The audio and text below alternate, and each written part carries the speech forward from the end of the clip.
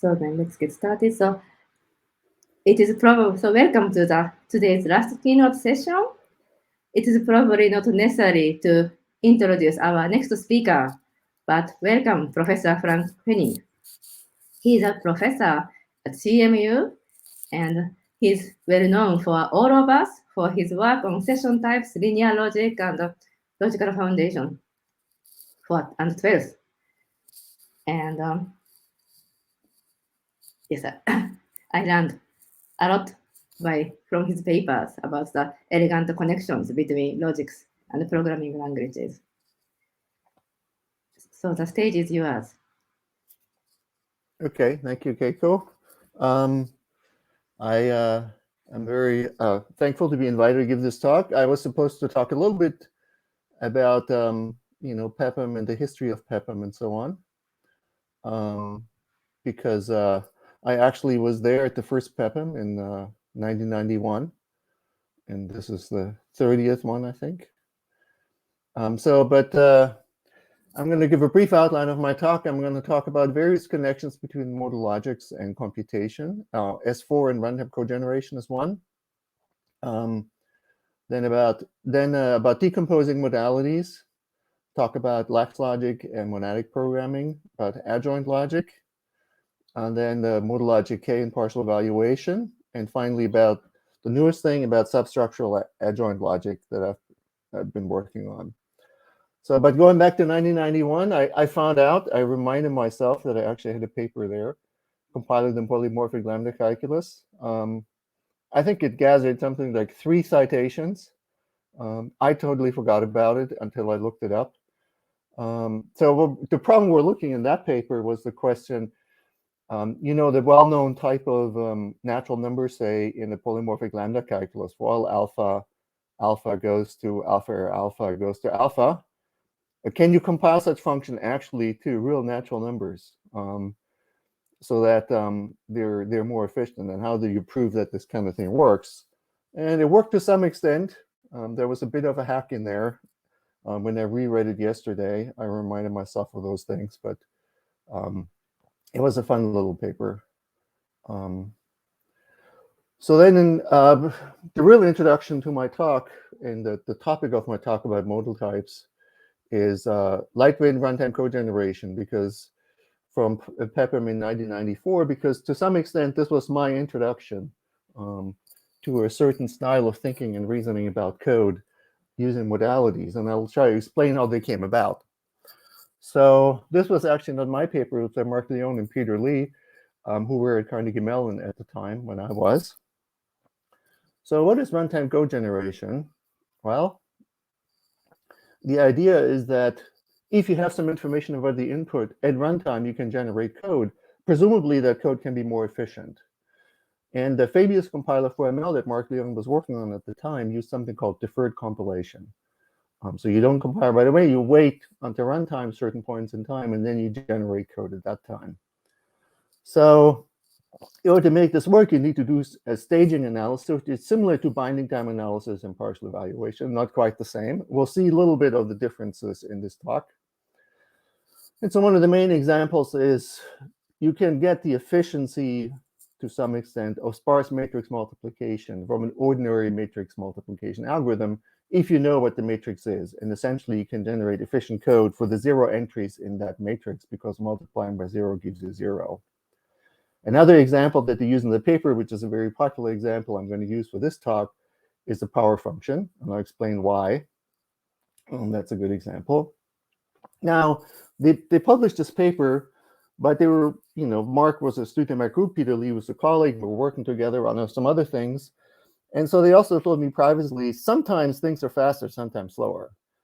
Because if you too aggressively generate code at runtime, the overhead of that is way too high and things get slower. And sometimes it works great, like in certain matrix multiplication algorithms.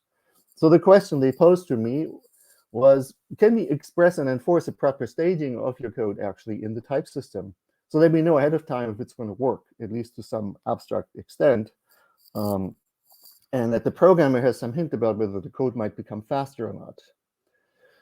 So this was my introduction to this stage computation and trying to capture it in the type system. And then at PEPM'22, I gave this talk on the logical foundation of stage computation. And part of my talk is similar to what we talked about, what I talked about back in 2000. So what Mark's approach was, Mark and Peter's approach was to use curried functions.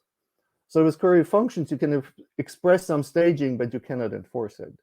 So for example, if you have a function from tau goes to sigma goes to rho, which takes two arguments, first one and then the other, what they would do is you would take a value of type tau and not compile it just to a function, but to a code generator, so that the function sigma or rho is actually used.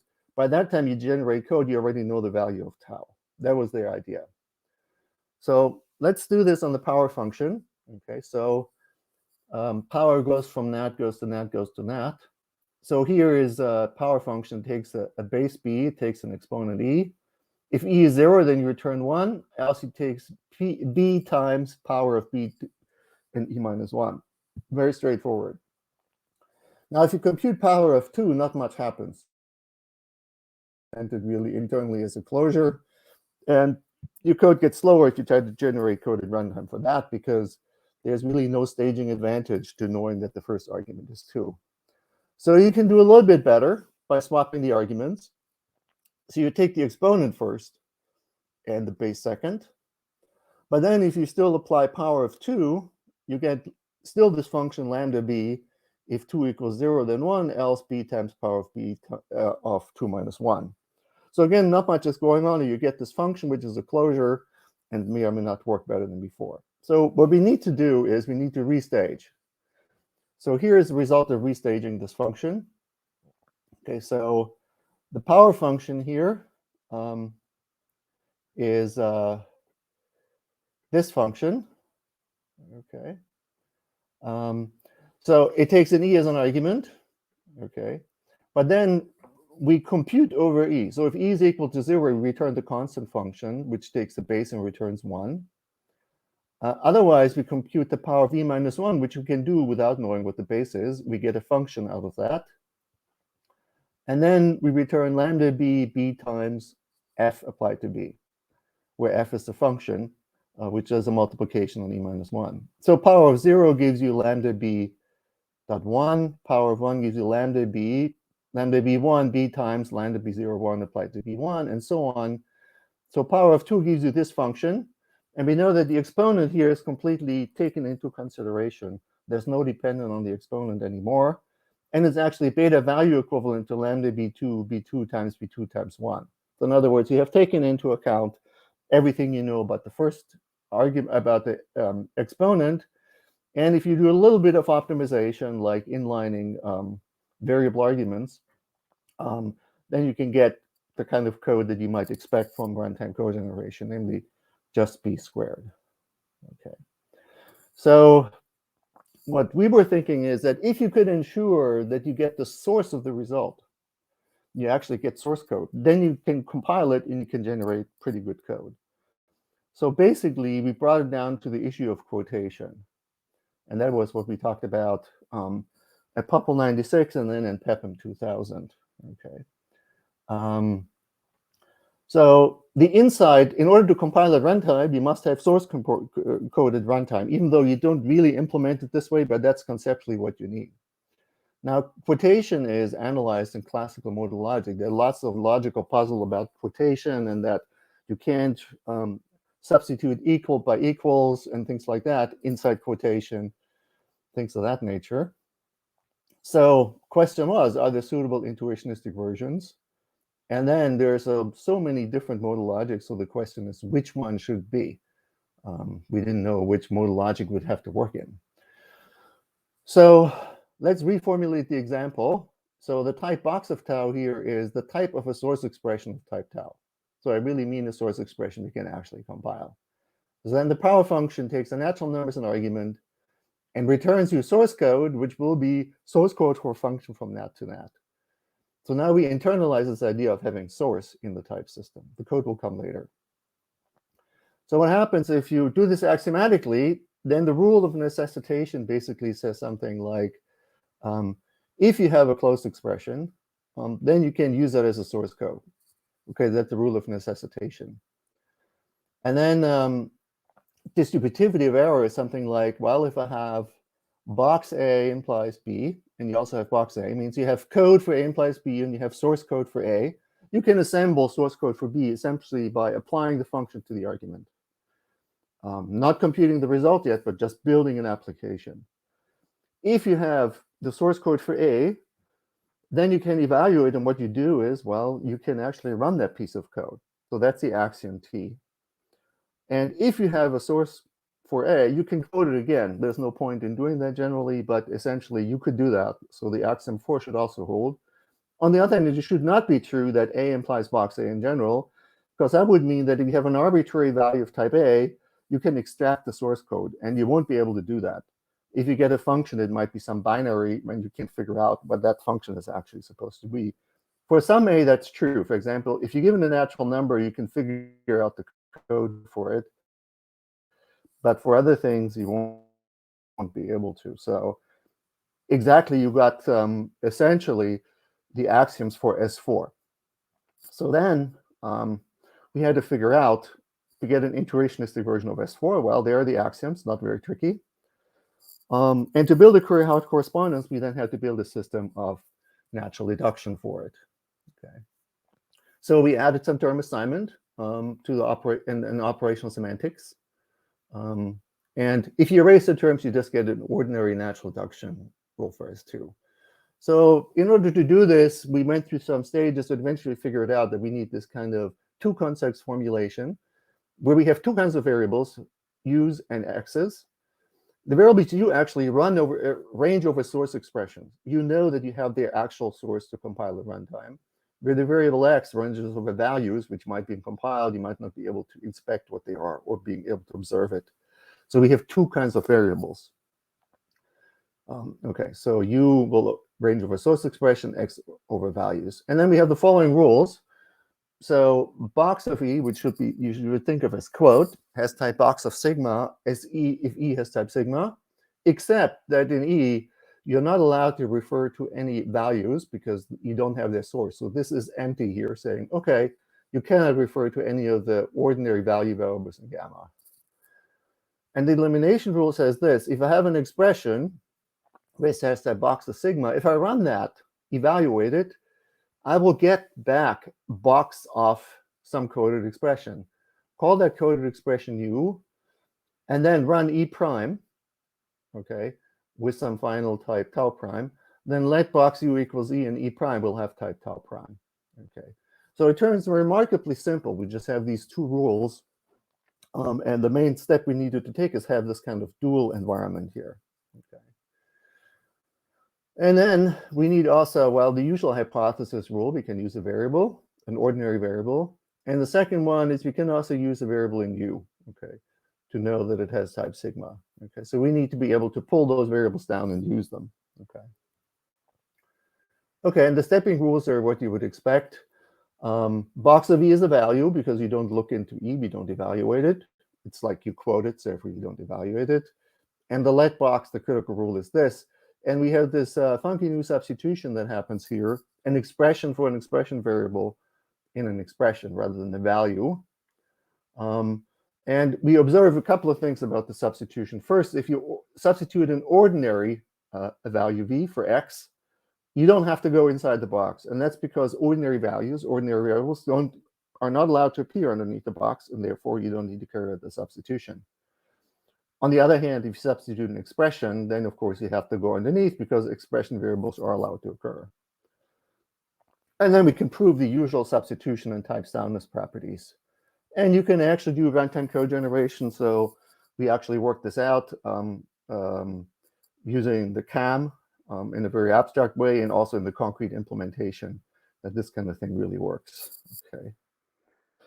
And the typing does guarantee the proper staging, which means that at runtime, you have a source expression you can compile. Okay, so now it becomes more predictable to the programmer as to when code is being generated and when not. You have to be explicit about it, and that's the price that you pay. But on the other hand, you know what's going to happen.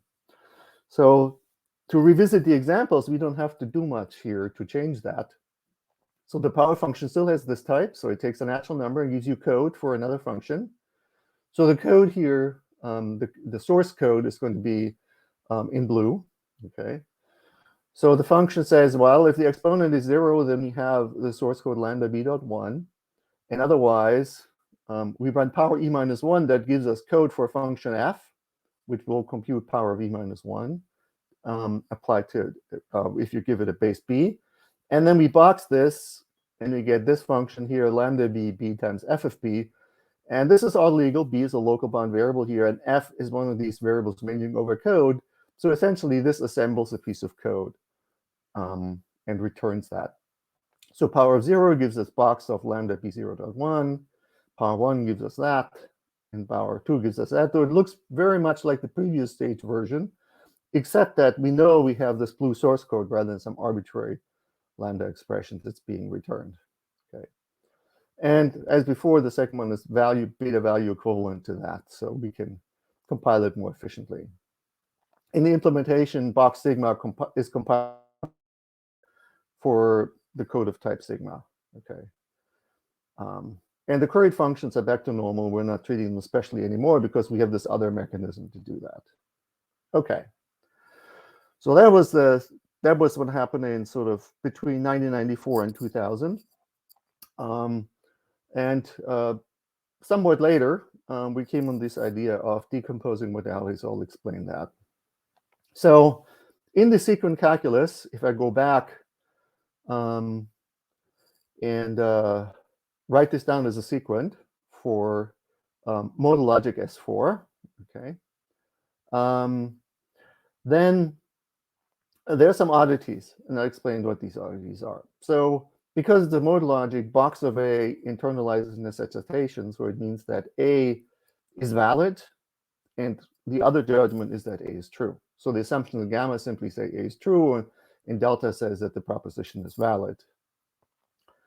So the right rule is the same as before, except we erase the proof terms now. It basically says that box A is true if A is true, and I'm not allowed the assumptions about truth, because validity of A requires that it does not depend on any assumptions about truth. Okay. And the left rule just says the following. If I know that box A is true, it's okay to assume that A is valid. So I'll move it from one context to another and make a different kind of assumption, which is much stronger than the truth of A. And then we have one rule, which I call here valid left, which says if I know that A is valid, in particular, it must be true because validity is stronger than truth. Okay. So you can see some oddities in these rules. So first of all, we don't have a valid right rule. So the validity never appears on the right. So that's one. And also in the valid left rule, like in all the other logical rules, you change the principal connective, like you get rid of the box here in the right rule in the sequent calculus and the box here in the left rule. But in this rule for validity, you kind of don't change the proposition. The A stays the same. It's only the judgment about it that changes. So these are some weird things. But because you have subject reduction, you have progress and preservation, even if you add fixed points and all this kind of good stuff, you can kind of live with that. But you can also wonder, is there something else that's hidden that we hadn't thought about at the time? Okay. So the key idea, and actually it goes back to Benton to some extent in 1994 and to Reed in an unpublished note in 2009, is that you actually stratify the syntax. Okay. And so we have here the layer of truth. Okay, so the propositions A here are, the usual logical connectives. Okay, conjunction, arrow, and so on. And here we have the things that we judge to be valid. Okay, and we have these arrows that go back and forth between these two different layers. We put validity on top of truth. Of course, we could do it the other way around, but in terms of the arrows, this makes sense. So we pronounce this up of A. That's a new kind of proposition that we didn't have before. And here is down of V, which takes a validity formula and puts it back into truth. So what we've really done, we have now two judgment, A is true and B is valid. And a key observation or a key restriction is that validity cannot depend on truth.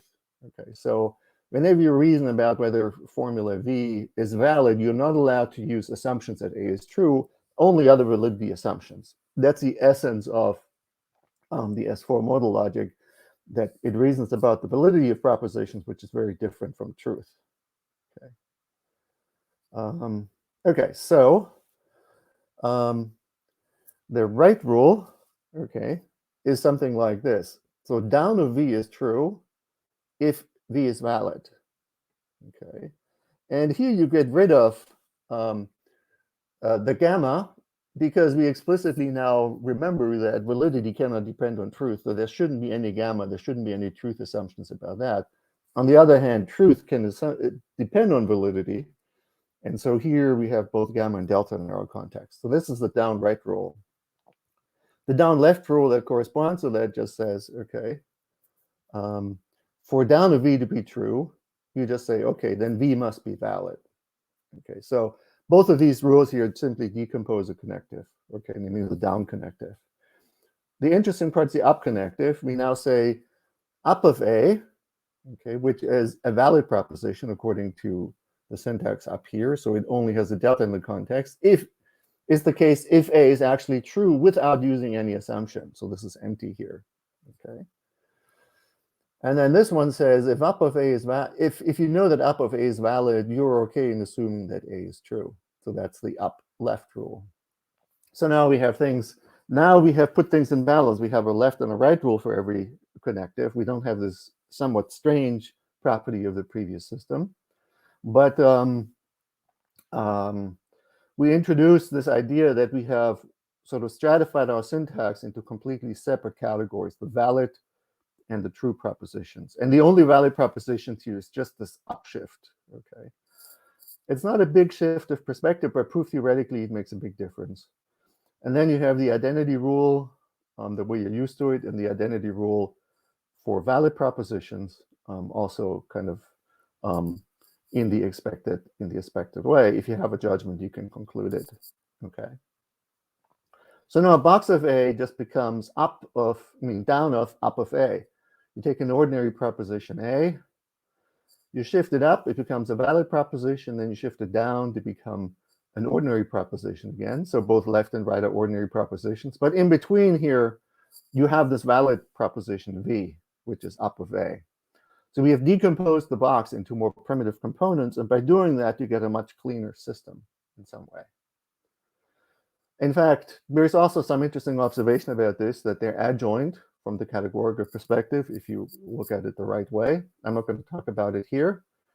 And so box of A actually, because these two things are adjoint, it generates a comonad. And now we can take a step further, okay? So we can actually populate the layer of validity with additional propositions. So previously, we only had the up of A because we only need that in order to explain what box is. But now we can add implications between valid propositions, conjunction between valid propositions, disjunctions, and so on. Okay. Okay, so when you do that, you have to wonder, what are the rules for these valid propositions for like implication and so on? Well, they're exactly the same rules as for truth. Okay. So in fact, the rules are exactly the same, except that one has a rule for up and the other one has a rule for down. Okay. So now we actually have sort of an integration of validity and truth in a single system, which is very symmetric. Okay, doesn't really favor one over the other, except for these errors that are going back and forth, and for the independence principle that you still have. So we reason the same way in both layers, and that's actually also, if you think about cryptic semantics, there's always this assumption you have many worlds, accessibility between worlds, but in the end, you reason the same in every world. Okay. So that's what modal logic does. Okay. So so this was a decomposition of the box, which gives you a nicer system. And it gives you some additional expressive power because you get kind of more connectives here. But now we're going to go on to the next use. Once you have that decomposition, what can you do with it? Well, you can proceed to lax logic. What happens actually? How do you get lax logic? So what you do is you take the language we had just before, where we have these two layers, and we depopulate the layer that corresponds to truth. So we take all the connectors out. The only thing we leave in is a down of a valid proposition. Okay. So now we can define circle V, where circle is sort of the free monad or free strong monad, as down of up of down of V. Okay. So we can define essentially a strong monad directly from that, just by restricting the language that we introduced in the previous part. Okay. And Lax logic actually, of course, has a long history. It goes back to Friedler and Mendler in 94, Benton, Biermann, and Piver in 98, and so on. It's more convenient to relabel these layers because actually it doesn't depend on what they're labeled, just as we have their relationship correct. So we take the validity layer and call that truth now. It has the same laws as the validity layer, so there isn't any problem. And the one we relabeled truth before, we now relabel lax truth. So that's a layer in green. Okay. So now what we have is essentially the ability to do monadic programming, or if you want to think it logically, we have an explanation for lax logic here. Okay. So L-lex means intuitively, according to the early work Friedler and Mendler, that L is true under some constraints. So it's weaker than true. Just knowing that L is true doesn't give you enough to know that L is lax true, doesn't give you enough to know that A is true, but the other way should hold. That's exactly the same relationship between validity and truth now holds between truth and lax truth. Okay. And the independence principle now states that truth may not depend on lax truth. That's what it just says. Okay. And that should be the case. So A is weaker than lax A. Okay, so with that, now you can do monadic programming. So we can briefly return to natural deduction here.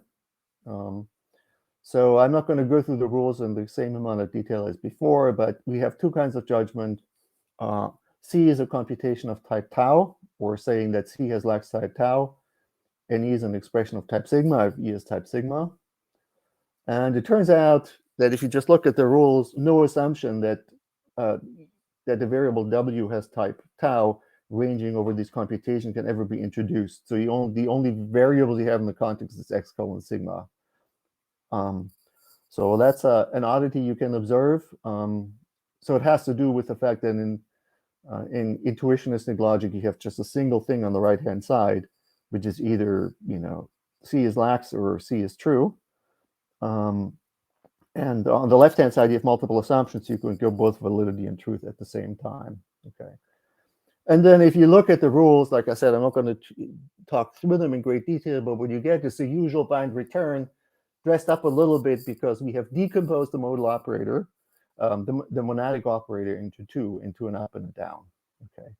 But you get the return, the let return, and you get these intermediate things that include computations and expressions and vice versa. Okay, so we can now play the same game as we did before. So before, we took the validity layer and then we populated it with additional connectors. We can do the same here. We can populate the lax layer with additional connectors, and that is kind of a ghost code because our usual computation is not allowed to depend on the computation that happens there. Now, ghost code is very popular these days for verification because in order to express some properties of your code so that your verifier can understand it, you introduce these additional properties like things that are used in loop invariants or talked about in pre and post conditions that are not computationally relevant. Okay.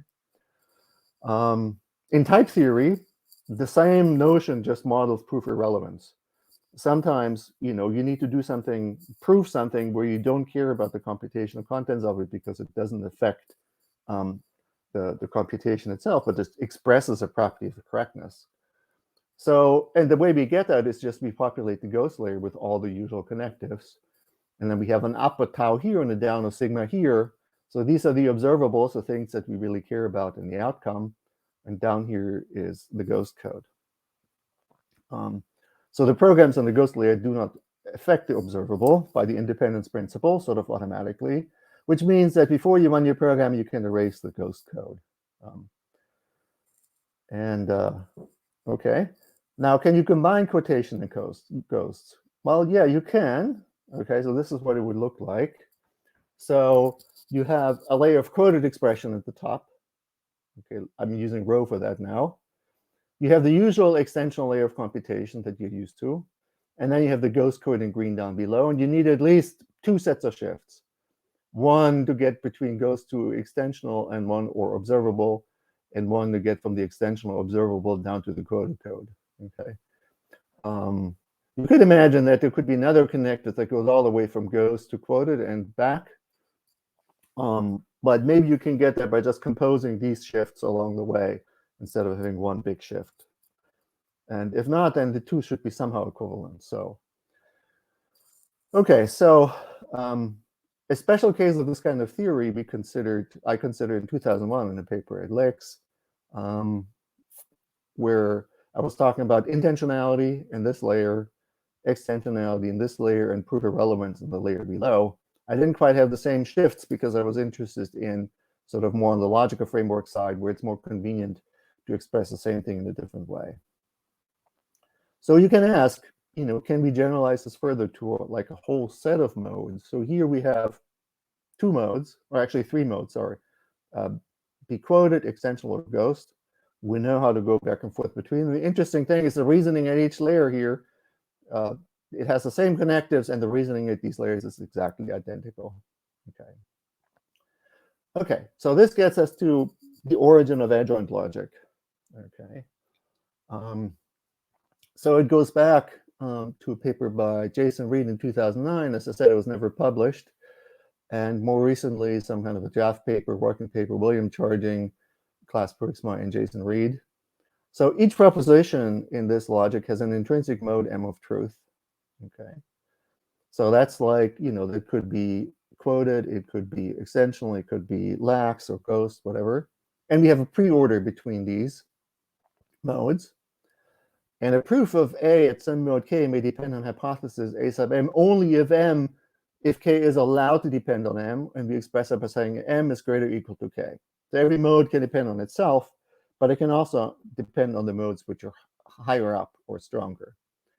And the context psi, that combined delta and gamma from before, can have a bunch of different assumptions of different modes. So you can assumption about validity and truth.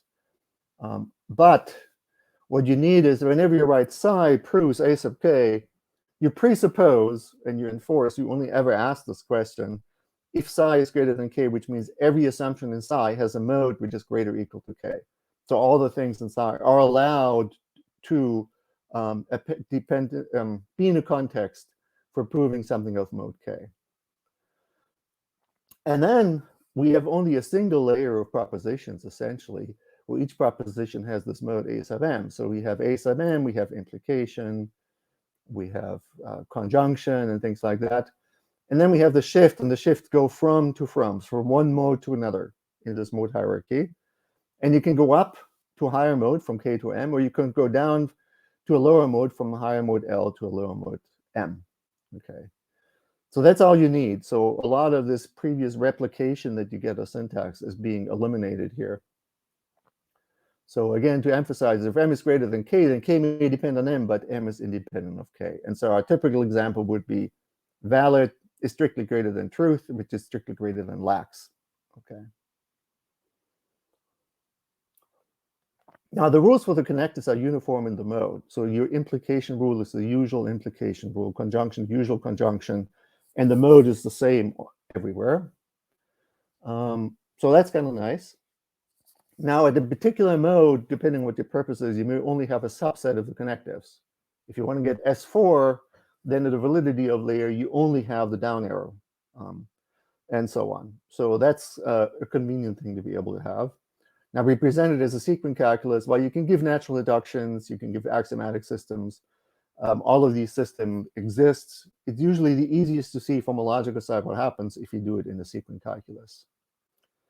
Now, I want to emphasize that the adjoint logic here is a module calculus for combining logics. Okay, and part of that information comes on the individual logics that you combine, and part of the information comes on the way they are being combined. So we combine 3 layers to get, ghost, extensional, intentional. And so in that case, the particular way they're combined contains all the information about the outcome, even though each of them by itself kind of looks identical. A nice thing about this is that we prove cut elimination, the good logical properties, once and for all. And then when we look at computational interpretations, we prove progress and preservation, things like that, once and for all. And you can kind of mix and match and combine these different languages. So I do want to take some time. Let's see, it's 2:50. I think I can take a few minutes to talk about the rules of adjoint logic. Okay, so identity is not surprising. Cut is a little bit interesting. Okay, so you split your context that you have into pieces psi1 and psi2. From some piece psi1, you prove A, and then from psi2 in the remaining assumption, M, you prove C. But you have to be careful here, because you want to, if you read these rules bottom up that we're used to, we want to preserve the presupposition. So we actually need to check that all the assumptions in psi1 are greater or equal to M. And we need to also check here that M is greater or equal to K. We don't need to check that psi2 is greater or equal to K, because that already holds, because psi2 is here. So we don't need to check that. Okay. So we need to check some conditions here. Okay, so then the logical rule is the same for all the layers. We just, again, have to be careful that we don't violate our presupposition or the independence principle.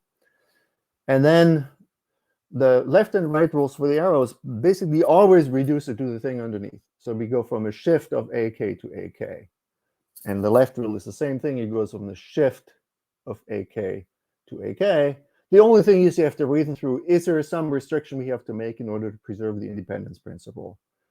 And so here we have to check that K is equal to N. Here we don't have to check anything. So this is what we call a negative connective. So the right rule is invertible. The left rule has to wait for this condition, potentially wait for this condition to be true. And the same thing is true for the down right and down left rule. So these rules essentially write themselves because it just expose the underlying proposition with its mode subject to the independence principle. And then we have two separate rules to weaken and contract. We'll come back to that in a few minutes. Okay. Okay, so these are the rules for adjoint logic, fit on one slide. There is really not much to it in the end, in some sense. Okay, so let's go back to K-ing partial evaluation. This is PEPM, so we talked about runtime cogeneration. Now I can also talk about partial evaluation. So this is about a paper by Rowan Davies, a temporal logic approach to binding time analysis from Lix 96. So you have infinitely many modes, essentially one mode of truth for every natural number, or every time, 0, 1, 2, and so on. So these are now times. Each layer is populated with all the logical connectives. You have a full expressive power. Okay, and you only have downshifts. So you go from from time t+1 down to time t. Okay, so generically, we're just going to write this as down of A. So what that does is essentially represents a next time operator. This is a different notion of circle. Sometimes next time operator is written as circle in temporal logic. So A is true, circle A is true now if A is true at the next point in time. Okay, that's what it says. So the sequence calculus is kind of trivial. All you need to do is these two rules. There's nothing special about them. Okay, so you just expose here, and here you just get rid of this. And there's no restrictions you have to make, because we decided that all modes can depend on each other. So they're all mutually recursive, if you will. There are other choices possible which lead to interesting logics, but I think in order to get Rowan's work, the easiest is to not make any restriction here. So what you get here is essentially the modal logic K with only this one law holding, meaning that the down distributes over arrow. What it says, if at the next time you have an implication, A implies B, and the next time you have an A, then you can get a B at the next time, essentially by taking this function applying to this argument. And particularly, you can't define eval. You can't go from down A to A, because once you go into the next point in time, there's no way you can pull that result back to the present time. Okay.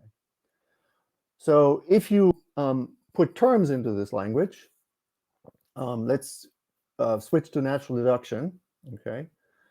So this term says if at time t, to build a term of type down of tau, E has to be well typed at time t+1 because it has to be at the next time. So you move forward in time. That shifts your perspective on all the assumptions because whatever you can use inside changes because you can only use the things in your current time. And then the down E says if you have at time t something which says that at the next time you can have type t+1, then we can go to there using the prev construct. Or another way to say it, if I'm type t+1 and I want to evaluate something at the previous stage, then I use this prev construct applied to E. Okay. So one of the insights that Rowan had was that you step only at time 0, you postpone all other stepping to the future. Okay. So lambda x dot e applied to v reduces to v for x and e, but now we have to index this saying this happens at time 0. Okay. And lambda x dot e is a value at time 0. We're done when we come to lambda expression. Now when we see a next operator, what we do is, well, we evaluate a at time t+1 and build another expression, e prime at time t+1.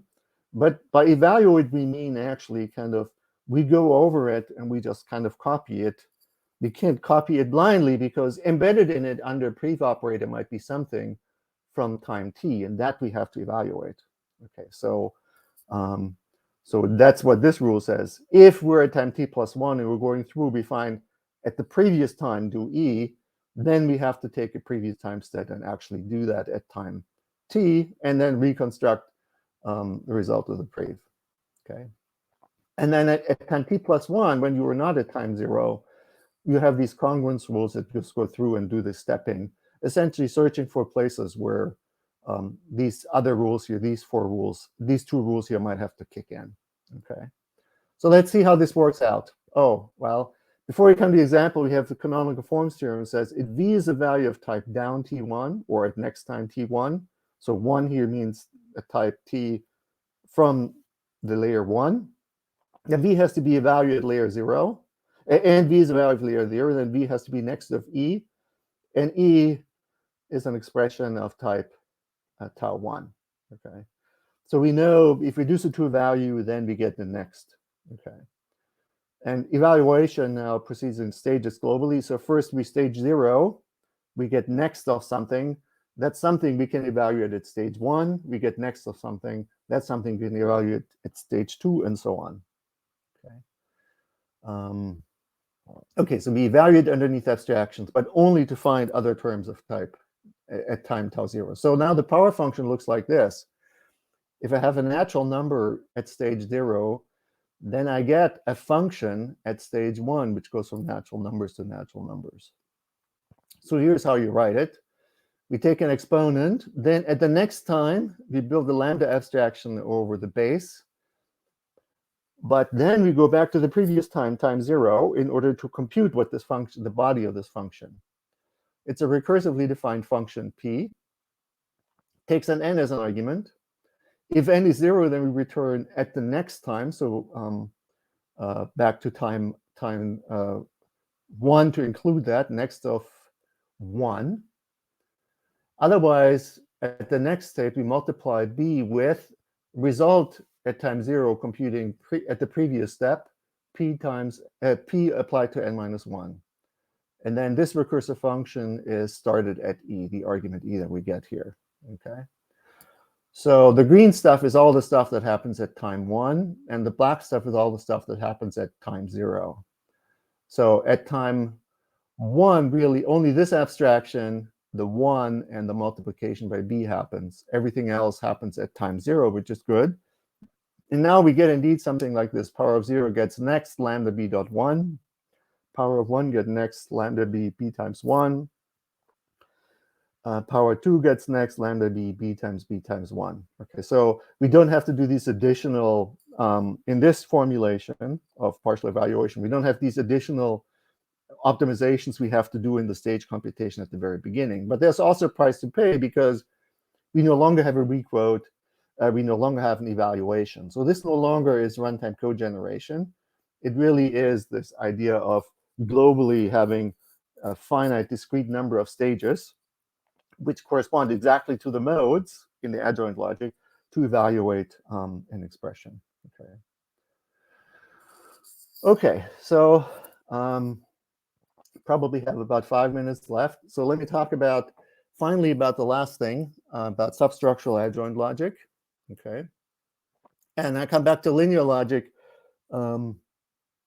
because adjoint logic really has its origin in 3 different lines of research, which kind of converged in what I'm talking about. So there's Nick Benton's a mixed linear nonlinear logic, CSL 94. There's Nigam and Miller's algorithmic specifications in linear logic with sub-exponentials from 2009, and then Jason Reed's a note about judgmental deconstruction of modal logic.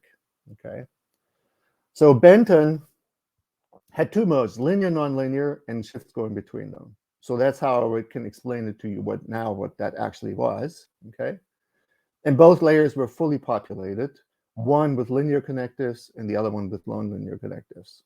Okay, Nigam and Miller had a pre-order of substructural modes, but they didn't have the shifts. They had just the ordinary exponentials, the bang. Okay, and Reed had a modal logic with a pre-order of modes and shifts. He briefly mentioned the linear case, but didn't fully develop that. Okay, so to get intuitionistic linear logic, we have the nonlinear mode we call U for unrestricted, and a linear mode in U is strictly above L, and that's how we write it. In the linear mode, we have the usual linear connectives. In the nonlinear mode, we just have the shift. Okay, so then bang A is defined as down of up of A. Okay, so bang A is really the same as box. The only difference is that at the lower layer, you don't have any structural properties. You don't have weakening and contraction. Benton's LNL populates a nonlinear layer with these additional constructs. Okay, that's the only difference really between the two.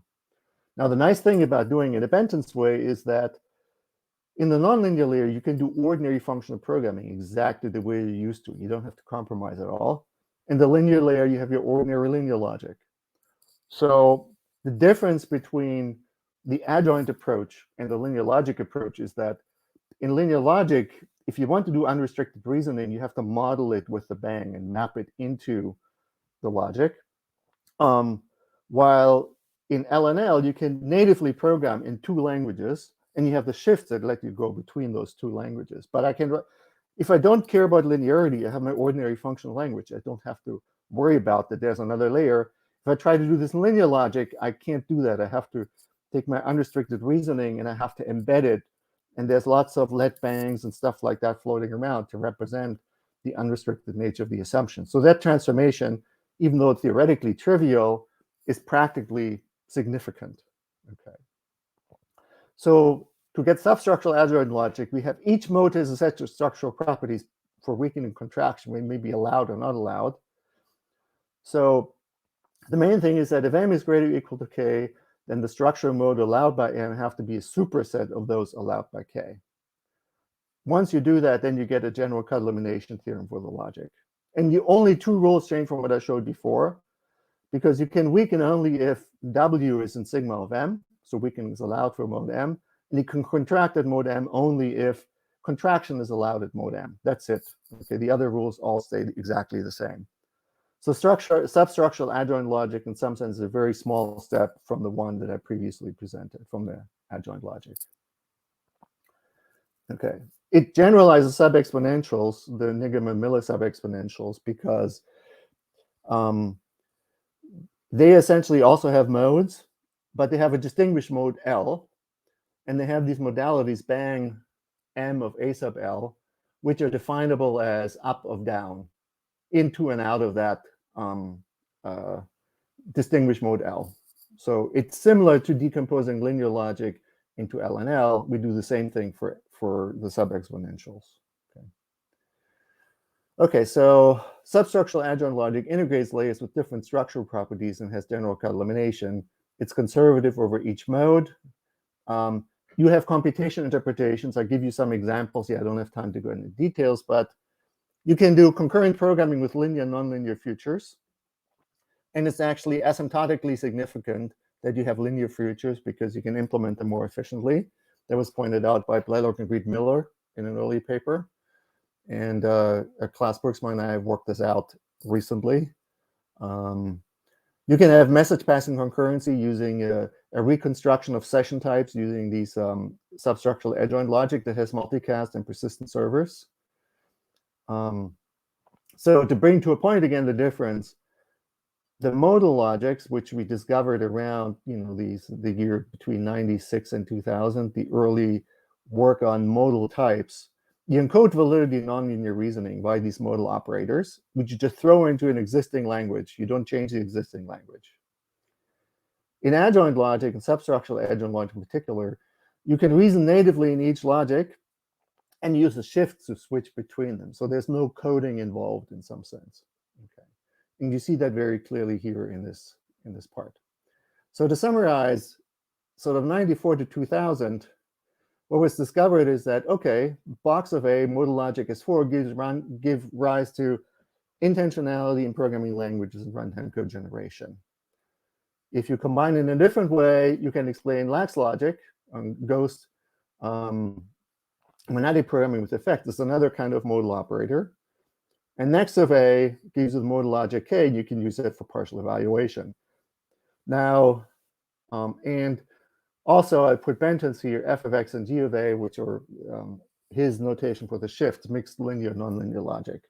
But everything above just says, okay, there's a close connection. We can exploit modal logics as types in order to give explanations for phenomena that arise in programming language, like partial evaluation, ghost code, or runtime cogeneration. So then there was a lot of stuff in between, but modal types became a standard tool in programming languages in a variety of ways. And sub-exponentials were discovered. And now, very recently, up to leading now, we understand that if you have substructural adjoint logic, all of these above are just manifestations of the exact same thing, namely combining logics in a very flexible way by going shifts in between them and having the independence principle in order to govern the interaction of these layers. Without the independence, you can't obtain these directly. You have to do some complicated coding, which you really don't want to do. So all of these are instances of the same framework, okay, which is a substructural adjoint logic. And you can have your cake and eat it too. If you like to work with latch logic and modal logic and so on, all these things combined, you can combine them because we can always throw in more modes. We just need to make sure we understand how they interact with each other. That's all. Okay. There are some puzzles. There's still ongoing work. So I'll give you a couple of the puzzles before I go to the Q&A. So the possibility in modal logic isn't really the same as lax truth. So the diamond A is not the same as the circle A. Jason has an encoding of diamond A. Licata and Schulman in 2016 also have a different encoding of diamond A, but I don't think it's entirely settled what's going on there. Polarization, which originated in linear logic, but it's also been used in call by push value. It looks very much the same. You have two layers, one positive, one negative, and you have shifts going between. But it's not exactly the same. So for example, a function type goes from a positive argument to a negative result. And you have to do it that way if you want the intrinsic properties of the connective, because positive connectives are invertible on the left, negative connectives are invertible on the right. So it kind of has to be that way. But the way I presented substructural adjoint logic, the two sides of an implication always come from the same layer. So what's going on here? Okay. Sometimes you like to know more generic programming. You'd like to say, okay, this program is well typed for every mode that admits weakening contraction. Doesn't matter what the mode is. And then you want to go from simple type to contextual and dependent types. This has been done to some extent by me and by others. So I will not talk about that ongoing work. And then the other thing you'd like is to go from the modular construction of a language from the pieces to modular reasoning about the combination. So what properties can you inherit from the individual languages, and how do you reason about them once you start combining them? You don't want to have to reason about the whole thing, everything like all at once. The whole point of construction is to modularize reasoning as well. And that is part of a class Prixmas thesis, which is upcoming this year. You can go in a different direction, add more structure to the shift. So the shifts just go you back and forth, but there might be different ways to go back and forth between different modes. And Licata and Schulman have investigated that. Okay, so I'll close here and just give thanks to the seminal work here by Nick Benton, by Nigaman Miller, and by Jason Reed. And there were many collaborators on this work, which I didn't individually acknowledge a lot, but of course the original work was done with Rowan Davies. Then I had many collaborators along the way here. And then the ongoing work is mostly in connection with Klaus Perksma. So thank you very much. Thank you very much for Frank, a very interesting talk. I think we have several questions. The first question is from Alan Jeffrey. Do examples end up wanting more polymorphism? Yes, yeah, you do want that. What you want to be able to do is you want to write one function and you want to say, this works at any mode, no matter what structural properties it has. Or you want to say, this works at any mode that admits contraction. Or it works at any mode that allows weakening. So we have to figure out, what the rules and the laws are for doing that. Right now, we just figured out the base system. And you can make a guess at what it might be, but we haven't really proven all the sort of the meta-theoretic properties of that quite yet. Yeah, but it does come up in practice. Next question. So this is continuing from Alan. Is mode polymorphism going to require a restricted form of dependent typing? In some sense, because it would be dependent on the mode. So I would say that you can consider that a form of dependent typing. But it's another dimension of dependencies, right? It's a dependency of the type of your expression on the mode rather than a type on a computation. So I think it's more manageable because you don't really have rules of computation in the modes. Modes are basically inert. Yeah, they don't do anything. Next question. Can adjoint logic be used as a framework for ecumenical logic, which keeps track of where classical reasoning, such as double negation, is used in proofs? Yes, I very strongly conjecture, though, even though I haven't worked out the details. So, for example, if you take the Lax logic part, where you have the ghost layer, which is populated, can we throw in the law of excluded middle there? Well, to some extent we know, because whatever happens there doesn't really affect the layer above it. So that should be possible. It's just a matter of working out, all the details and the proof theory of it. And at the moment, the reasoning is the same at all layers, and that's convenient if you want to have modular reasoning. But the independence principle really gives you a lot of leeway of putting additional properties in there. So I conjecture yes, but I haven't worked out the details.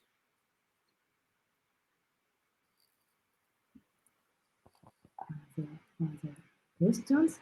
Next question. Can the substructural adjoint logic restrict order of premises in addition to awakening and contraction?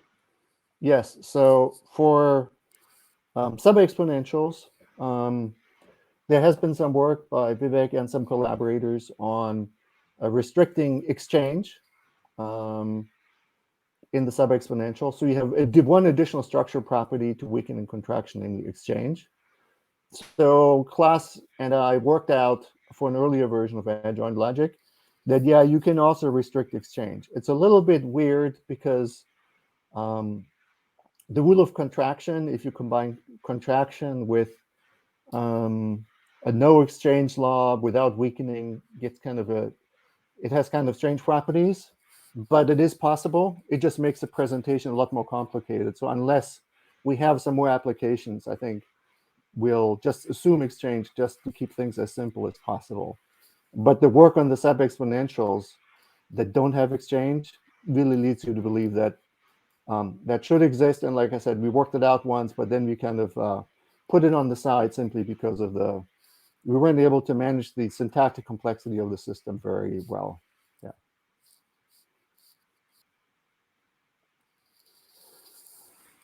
Next question.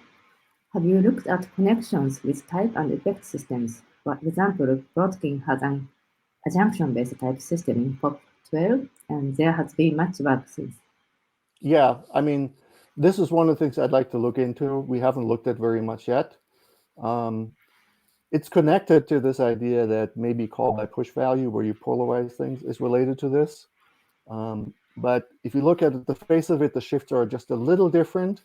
So it makes you feel uncomfortable, even though you feel like it should be the same, an instance of the same thing. But exactly what would come out of that, I'm not sure.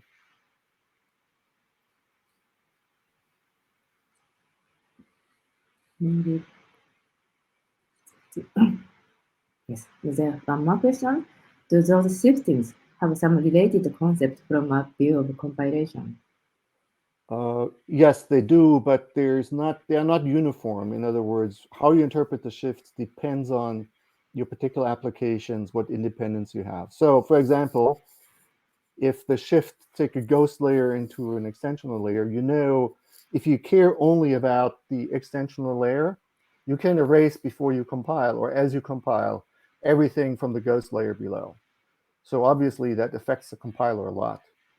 Similarly, if you look at the layers as representing time, as in Rowan's work, the modes representing time, obviously that affects compilation, because now you have a binding time analysis, and you can compile, level 0 programs, generate a level 1 program, compile that, and so on. And even in the very original work, when we talked about runtime cogeneration, that's very much the inside of a compiler. You take advantage of the fact that this is S4, and so you have exactly the right laws in order to be able to generate coded runtime. So yes, when you actually compile these things, you can look at these shifts and you can see what they give you, but it's not always the same thing. It really varies with your application.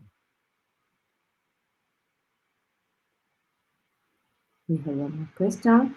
Is there a way of mixing intuitionistic and classical logic in this framework? Yeah, I already answered that question. I hope so. I think so. But it's not an immediate instance of the framework. I have to go epsilon beyond it. So a lot of things will have to be like redone. Yeah.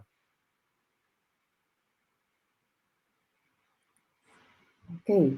Are there more questions? I think all the questions that are in the Q&A section have been answered. Okay, then I thank all the questions, and thanks again for Frank for very interesting talk. Okay, well, thank you for very interesting questions and for chairing the session.